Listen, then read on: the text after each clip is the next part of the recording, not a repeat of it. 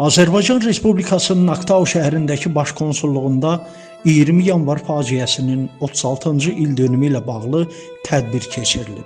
Tədbirdə baş konsulluğun əməkdaşları, Türkiyənin, İranın, Aktavdakı baş konsulları, Azərbaycan diasporunun üzvləri iştirak ediblər. Tədbirin əvvəlində 20 yanvar faciəsi qurbanlarının xatirəsi ehtiramla yad olunub. Qatılanlar sonra 20 yanvar faciəsinin dəhşətlərini özündə əks etdirən foto sərgiyə baxıblar.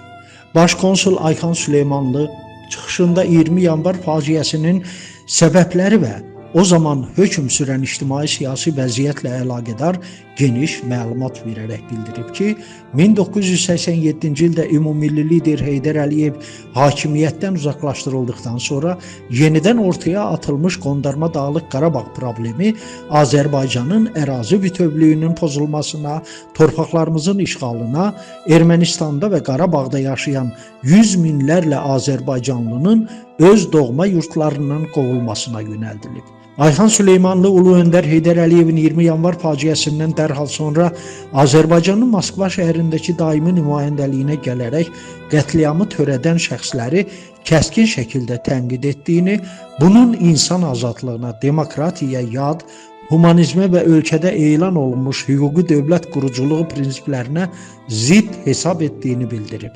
Qanlı hadisələrdə SSR rəhbərliyini pisləyən cəsarətli, kəskin bəyanatı dünya ictimaiyyətinin diqqətini Azərbaycana yönəldib.